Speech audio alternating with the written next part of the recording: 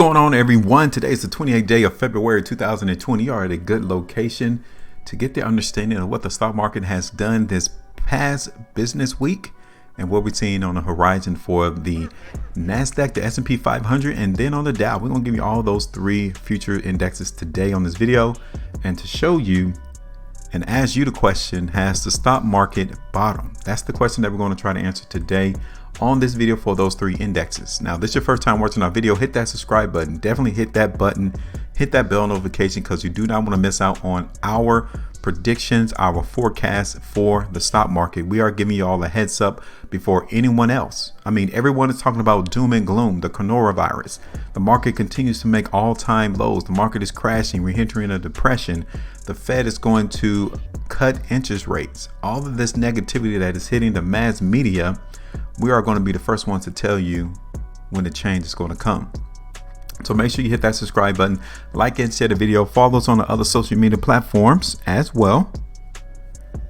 Twitter, Facebook, Instagram, and then on our own personal website, HueFinancial.com.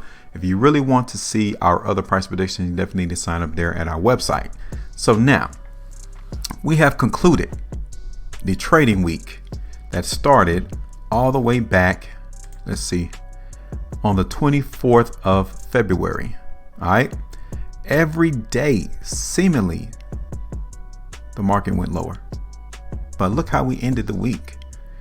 Look at this daily price bar right here and where we closed. Volume came in. Volume was increasing as we continue to trade out the week in the Nasdaq.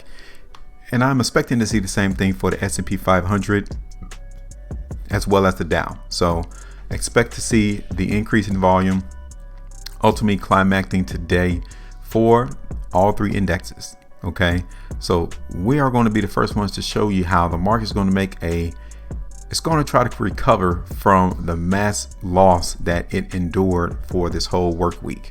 All right, so you can see that right there in the Nasdaq. I wanted to show you that the Nasdaq came all the way back and touched right here from December the 3rd, 2019. We haven't seen this level tagged since that time. The whole time the market has seen higher movement, and in less than 5 days, we came all the way back to where we started on December the 3rd, 2019. Now that is what falling off a cliff looks like. Okay, take a screenshot of this. This is what falling off a cliff looks like. But it looks like we made a landing today, February 28, 2020, in the market for the Nasdaq. Let's take a look at the market right now for the weekly time frame. And you can tell right here, a very, very big spread bar is noted right there. And you can tell how the market overreacted. I say overreacted because look where we closed. We closed off of the lows. If the market truly was scared about the coronavirus, about the Fed cutting interest rates, we would close at the very low, but we didn't. So what we're looking at here on this news channel is for the Nasdaq, the S&P 500, and the Dow to at least consolidate. We are in the initial stages of a recovery. Now, how big of a recovery will it be is yet to be determined, but definitely a recovery. Now, let us go ahead and create a price forecast into the market for the Nasdaq, and we're looking for it to move higher.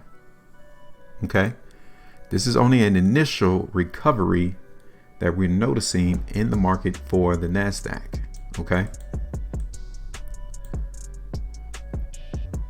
now where do you think the market's going to find some resistance at? Exactly 8,700 points right there.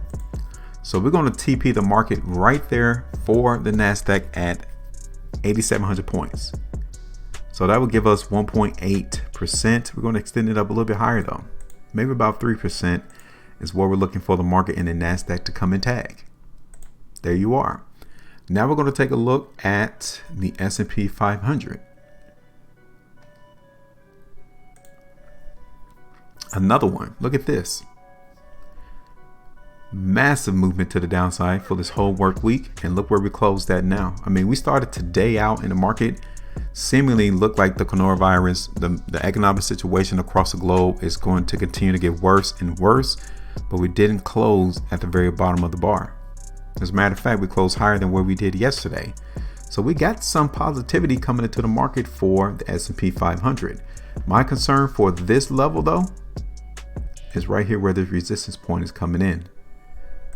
That is where the market may hesitate to continue progressing the movement higher. So we're going to put that there, but we're still going to expect the market to move higher before anyone else is talking about it. This is why the market closed the way that it did, because there's no trading throughout the weekend. Okay. So let's go ahead and create another long position into the market. This one is for the S&P 500.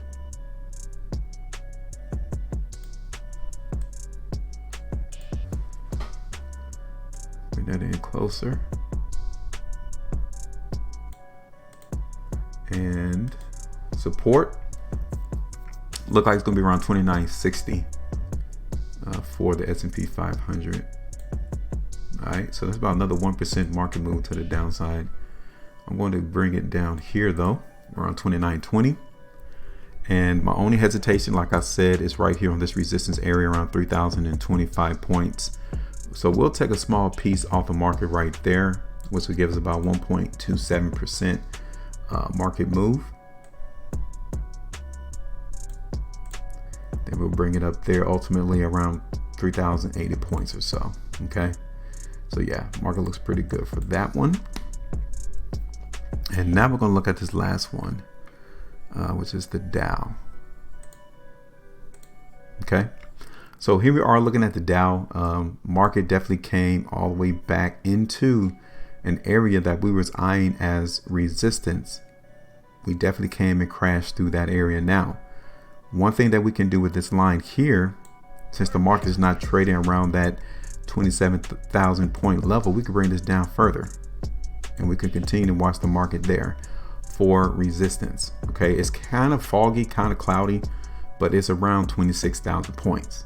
Okay, out of the three indexes, this one is not as strong as the Nasdaq and S&P 500, but we did recover from the massive movement to the downside today though. So what I'm looking at in the Dow is more or less like trading like this, you know, ragged, no real direction, volatility is there, making massive movements to the upside and to the downside. That's pretty much what I'm getting for the Dow. So we're going to go ahead and create a position of a long or a buy position. I'm definitely not expecting the Dow to move as strong of an upward move than the S&P 500 and the Nasdaq though. This one is lagging compared to those two indexes. Okay, so again, we're going to eye the market of TP at 26,000 points. Let's take a look and see how much that would be. About 1.17%.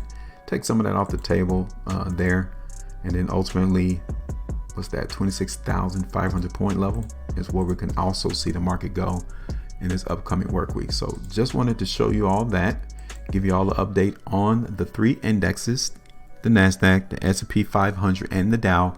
And it looks as if the market has found a landing zone. It has found a place to jump off and try to move higher.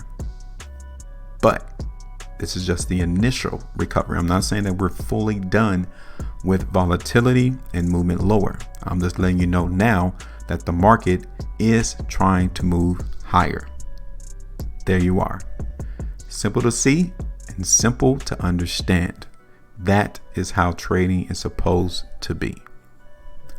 Join us here on this YouTube channel or even on other social media platforms and follow us, because you will not get it any easier than how we are delivering this material.